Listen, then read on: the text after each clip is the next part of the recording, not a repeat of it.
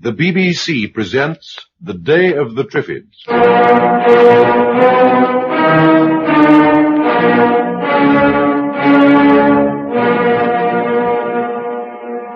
Why is it so dark? Look at the window. Leaves! Triffid leaves! They've broken through the fence in the night and now they're all round the house. Oh! They must want us very bad.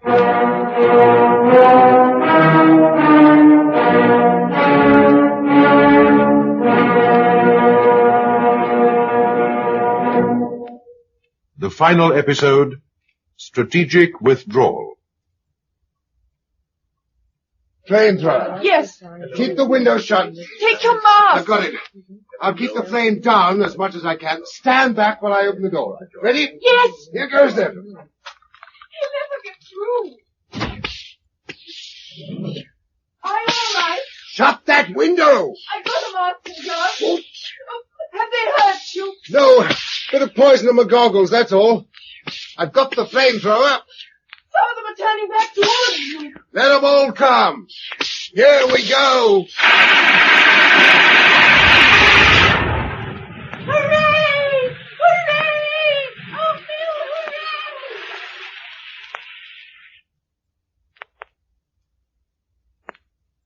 May the 20th. We've been here 4 years. We now have 5 beehives and are hoping to be able to make some mead to keep our spirits up during the winter. There was a Triffid breakthrough this morning, the first since we began spraying round the wire with arsenic back in January.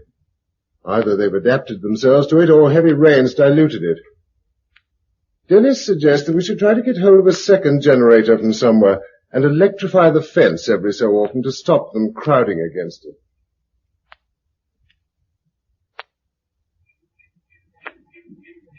Okay, that's cleared them away.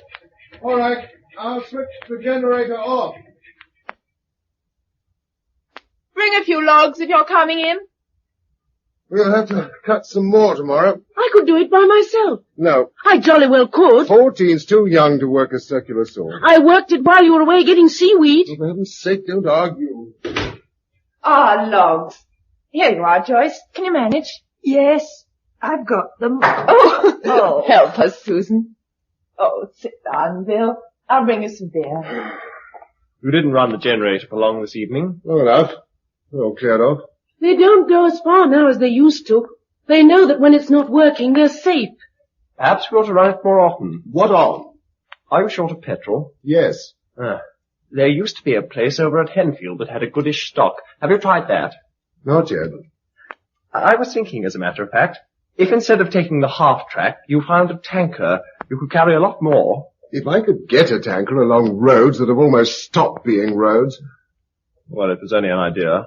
What you don't seem to realize is that in a year or two there won't be any petrol. Put in a tanker or anything else. Oh, yes, I do. And I've been thinking about that, too. We'll need a stronger fence, then. It should be possible to build a stockade of telegraph poles strong enough to keep anything out. Possible? For who?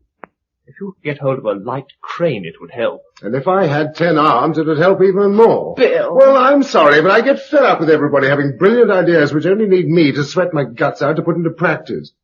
Don't you think I'd like to be able to sit back and think for a change? Well, don't you? Pencils, paper, pepper, a pop gun, and a plastic pot. What? Isn't it a nice list? There are 1 or 2 other things. We can get them all in Littlehampton. Can we? Yes, tomorrow.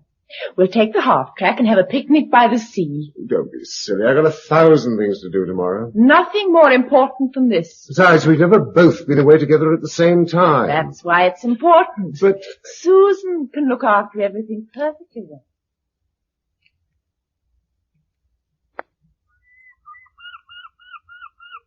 more birds this year. The sea must be crammed with fish, with nobody taking any. The South Coast in August, think of it. I prefer it like this. Wouldn't you like to jam your deck chair in between 2 other families and contemplate the ice cream tubs and old newspapers? Would you? There were an awful lot of us before this happened. Yes. Look at those bungalows across there. Do you remember all the outcry there used to be about spoiling the countryside? It's got its own back now. They didn't look all that much different. If you look properly, they do. Do you see all the moss on the roofs? Look at the way the waters streak the walls. Think of all those three-piece suites with nettles growing up through the artificial leather, and the veneer peeling off the television set. It was a tawdry civilization. Which was why it crashed. You can't blame civilization for the comet, unless you still think it was a satellite that went wrong. I'm sure it was. Michael Beadley once said that we'd been walking on a tightrope for years. We fell off it, that was all. The Triffids, too. Nobody's fault, but everybody's. Because we went merrily ahead in our own interests without bothering about the possibilities. That's a glum train of thought. Still, it's a mental process. Quite a change for me. I told you it would do you good to have a break. Yes, darling, you did. Was I frightful to Dennis yesterday? A bit hard, but he understood. The worker's resentment of the intellectual? More or less. I never realized it was so easy to slip into. Too much hard work does make one stupid. Oh, darling, we all depend on you. And you. And here we are lying in the sun. We might be worse off. In a way, the last 5 years have been the happiest of my life. Oh. Listen. What's that? Triffids? No, listen. Plane. Can't be. Wait. There it is. Look. A there. helicopter. Hi. Wave something up. A towel. Quick. Oh, I haven't got... Oh, Hello. Hey. Hi. Stop. Oh, Richard Land. Hello. You never saw it. Silly shouting, really. You couldn't have heard. He's gone inland. Where can he have come from? He seemed to be flying along the coast. Of course, it may be someone from another family group like ours. If they can service and fly a helicopter after all these years, they must be fairly well organized. I mean, it's no good assuming that they could have rescued us, even if they'd seen us. No, but all the same... Oh, darling, I know. Makes you want to sit down and howl. Oh, we better pack the things up and start for home. Oh.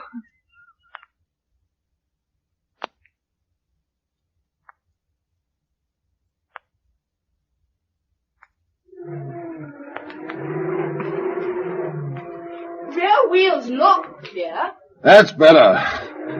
What made me think this might be a better road, I do not know. It's not much worse than the other.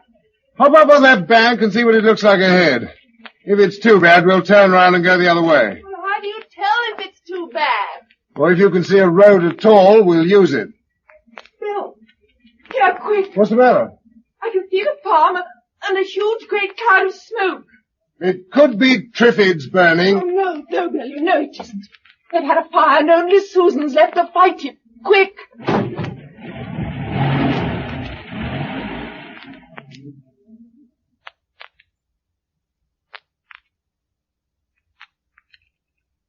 The woodpile. Why should the woodpile be on fire? Oh, yes, Susan. Oh, thank heavens.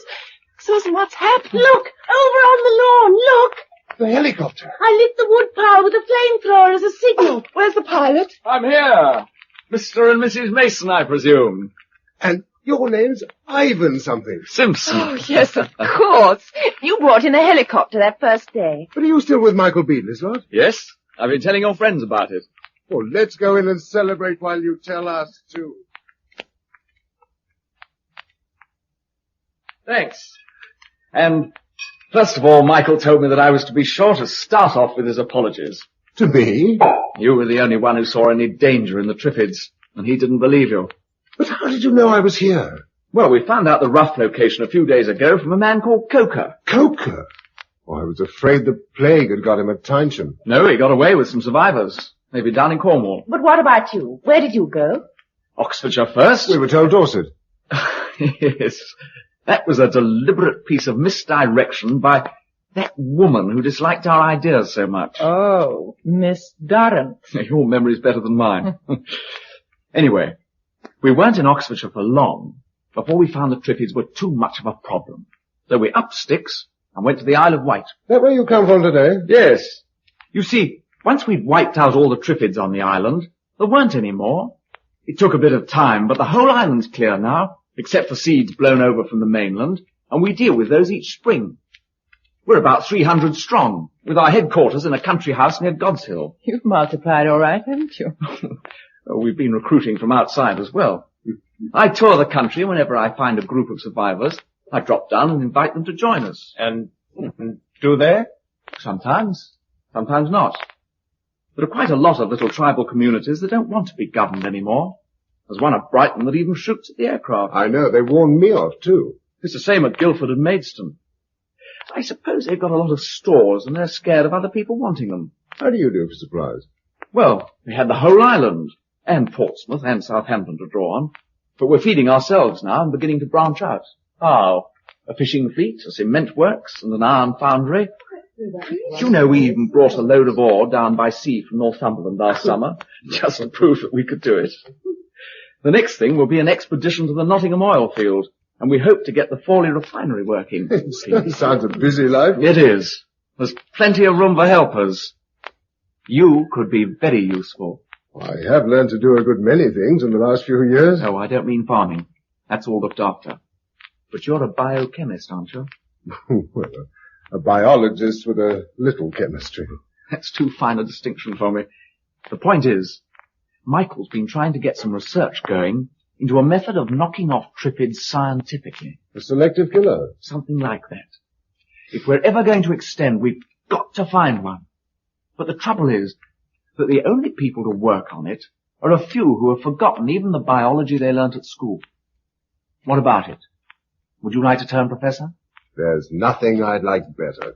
Does this mean that you're inviting us all to your island haven? To come on mutual approval. What does that mean? Well, Bill and Gisela probably remember the broad principles laid down that night at the university. We still keep to them. All of them? Yes. How do you feel about that, Gisela? I made up my mind about it years ago. Don't you remember? You see, we aren't out to reconstruct. We want to build something new and better.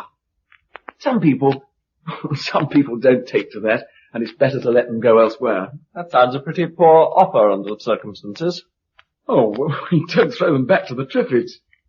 No. There was a party of about 100 that split off from us and went over to Guernsey. They've cleaned it up and they're doing all right. If anyone's odd enough to prefer it. Sounds a bit dictatorial. Pioneer governments have to be. How's this council formed? The best thing is for you to come along and find out how it all works. Even if you don't like it, you'll find the Channel Isles a better spot than this is likely to be in a few years' time.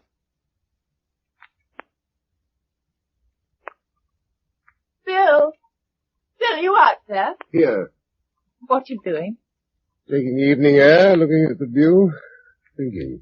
You've escaped quite an argument. They've been hard at it ever since Ivan left. What's the upshot? They'll come, but they don't want to. Surely they can see. No, Bill, they can't. Quite literally, I mean.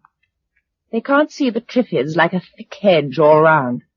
And beyond them, the country's sinking back to marsh and forest. They still think of a tidy countryside, lanes and fields and cottages. Besides, they know their way round here. Oh, must be awful moving house when you're blind. It's our home, too. I know. We've made it. Oh, we could stay a year or two longer. What do you think? No, not now. No point. And think of the children. That's what finally made the others decide to leave. All the time I've been haunted by something Coker said years ago. The first generation peasants, the next savages. Well, that's the way we're heading unless we admit defeat and go. Not defeat. A strategic withdrawal. All right, but when? Let's have the summer here. We can live off stores and have a sort of holiday. Very well. And on the 20th of September, when the schools used to reassemble, we'll pack up and drive down to Portsmouth. We'll flash a light to the island and wait for a boat to pick us up. Fancy being in a boat again. And yet, you know, I shall cry buckets when we do leave.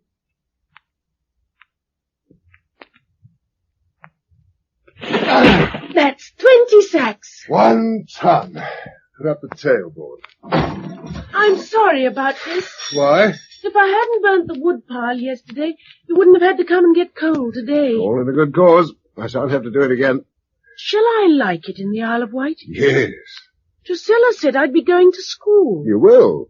But I know everything now. I can milk and drive a tractor and harness a horse and shoot Triffids. There are other things worth learning. Oh, all right, if you say so. But I won't have to leave you, will I? No, you'll always stay with us. Now, come on. Let's go home and start our holiday.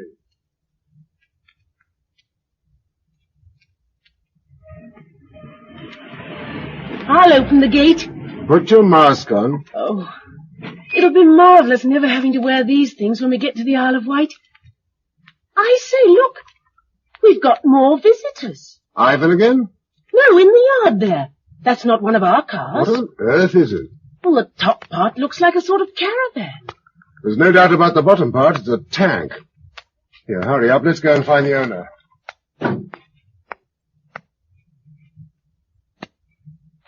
This is my husband and our adopted daughter. Bill, this is a Mr. Torrance. He says he's some kind of an official from Brighton. These other men are with him. How do you do, Mr. Mason? We've met before. I don't think so. Oh, yes, we have. On the second day of the disaster, you fired at me up in Hampstead. Oh, did I?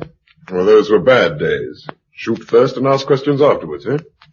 As times have improved, perhaps your friends would like to park their Sten guns outside. They're all right here. It's a man's best friend, you know, as they used to say in the army. The boys get attached to them. Why did you say you want to see me? I understand you're in charge here. Well, the place belongs to Mr. Brent. Yes, but you're the organizer. I'm commander, Southeast Region. What does that mean? It means that I am the chief executive officer of the Emergency Council for Southeast Britain. Never heard of it. We didn't know about you until we saw your fire yesterday. Well, now that you do know, what about it? When a group like yours is discovered, it's my job to investigate and assess it. Why? In case adjustments have to be made. So you can take it from me that I'm here officially. On behalf of an official council? What else? Or a self-elected one? There has to be law and order. Here's my warrant, if you'd like to see it. I'm blind. Oh, yes, of course. Well, Mr. Mason, this is a well-found place you have here. That Mr. Brent has. Mr. Brent is only here because you made it possible for him to stay. But it's his property. It was. Meaning what? All titles to property have ceased to be valid. Besides, Mr. Brent is blind. He's not competent to hold authority. So shut your mouth, Blindy, and keep it shut. Now then, let's get down to business. Your wife says there are 8 of you here. 5 adults, this girl, and 2 small children. All of you are sighted except these 3 here. Check? Correct. We'll have to alter that. What? Well, it's disproportionate. It happens to be the way we like it. Oh, yes, I'm sure it is. But we've got to be realistic these days. I don't quite gather what we have to be realistic about. Yes, well, I'll put you in the picture. Regional HQ is in Brighton. Yeah, we paid you a visit once and got a shot across our bars. I dare say. We've had to discourage outsiders because of supplies. We've been there ever since London got too bad. It's a big place, and we were able to isolate part of it until the sickness passed. Since then, we've been living on the stocks we found there, plus what we've run in from other towns. But all that's folded up now. Roads are getting too bad and petrol's running low. So, we're beginning to disperse and live off the land. Or in other words, having used up all your own supplies, you're starting to pinch other people's. Shut up, Dennis. It's barefaced robbery.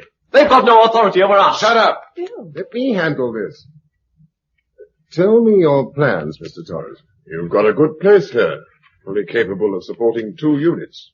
A unit being what? 1 sighted person to 10 blind, plus any children.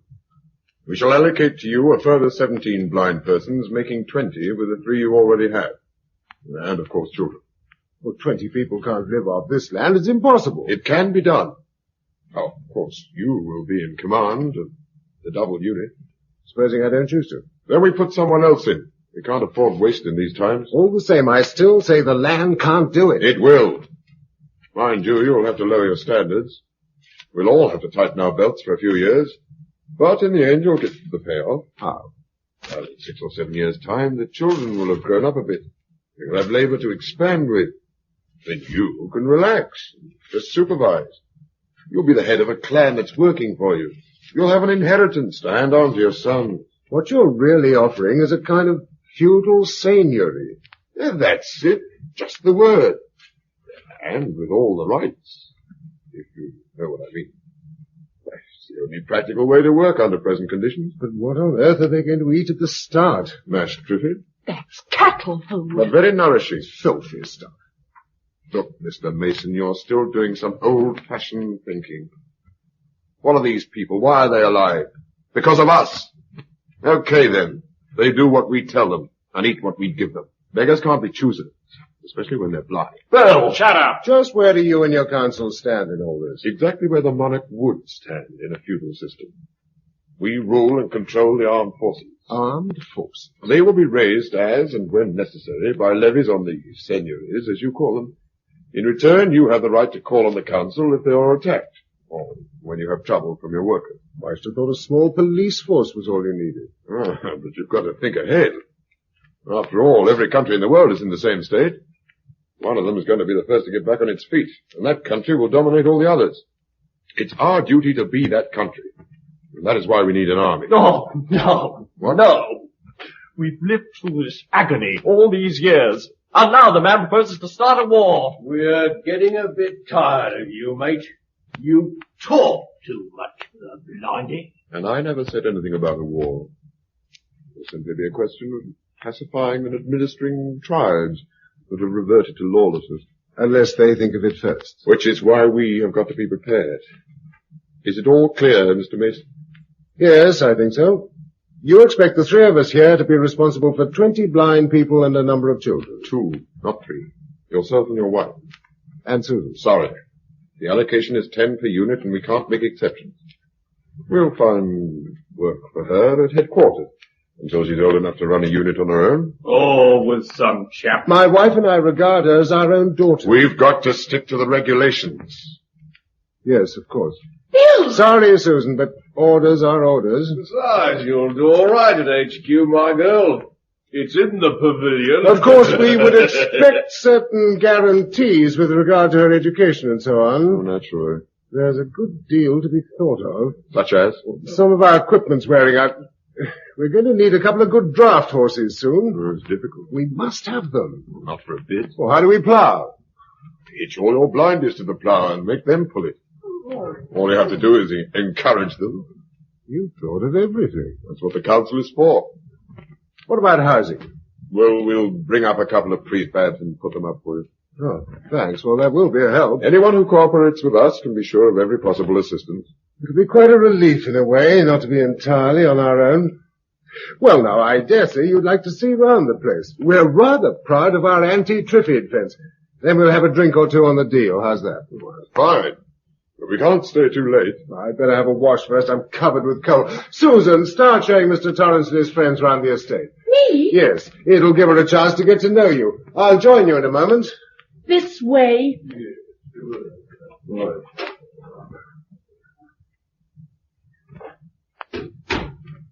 Bill. Oh, Bill, how could you? Quiet. Let him get away from the door. Now, make no mistake about it. Those men are very dangerous. We can't do what they suggest. Of course we can't. You really see me driving my serfs before me with a whip. But we're not in a position to give a flat no to a proposition put up by 4 armed men. Surely we don't have to give them such a hearty yes. I agree. For the moment we must.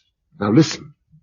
I think their idea is to leave tonight taking Susan with them as a sort of hostage. No. And perhaps one of them will stay behind to keep an eye on us. Well, that is not what's going to happen. I'm going out to join them in a moment, and this is what I want you to do. Very good, very good.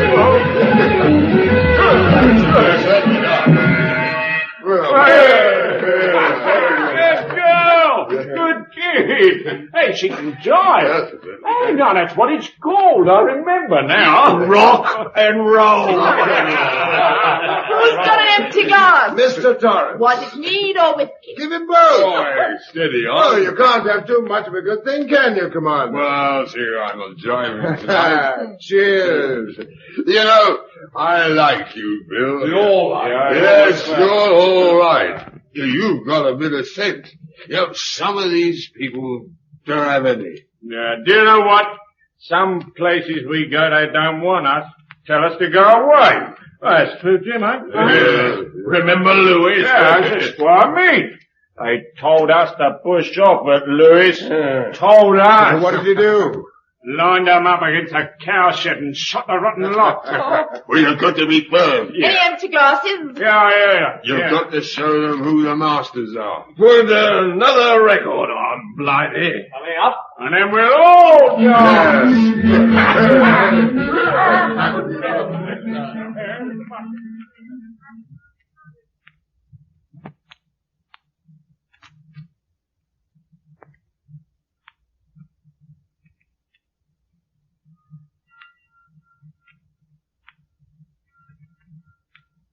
Fella, already? Are they asleep? Flat out. Down you come.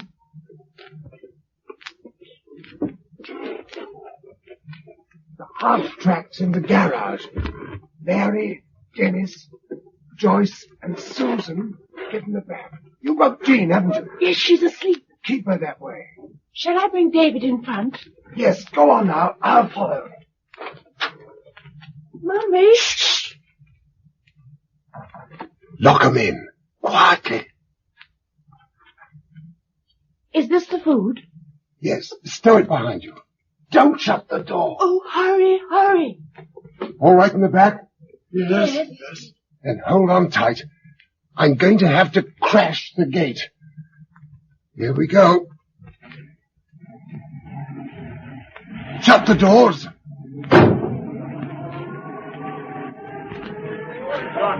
They're awake.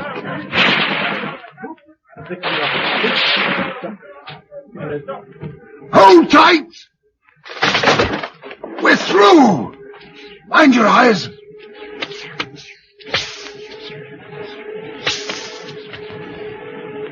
We're past the Triffids. Right. What's the matter? Oh, go on, Bill. Go on. It's all right. I just want to see whether they follow us. If they do, we'll have to make a detour before we go to Portsmouth. Of course they'll follow us. I don't think so. They're out of the house. They're climbing into their machine. Oh, Bill, let's go. No, Bill. wait. They've switched on the headlamps. Hello? For heaven's sake, let's get away. Listen.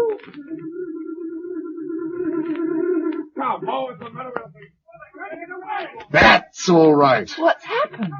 There's 10 pounds of your honey in the petrol tank. I hoped it would do the trick. Oh, look. The Triffids are swarming in. Yes, they'll be stuck there now till someone turns up to rescue them. Portsmouth, here we come. How's David? Asleep. And are you crying buckets? No. We're leaving. Why? I've got all I want. And someday we'll be coming back.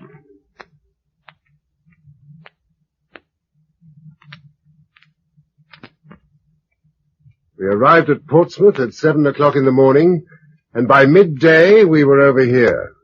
We decided to stay, and here we are. Well, that's all from me.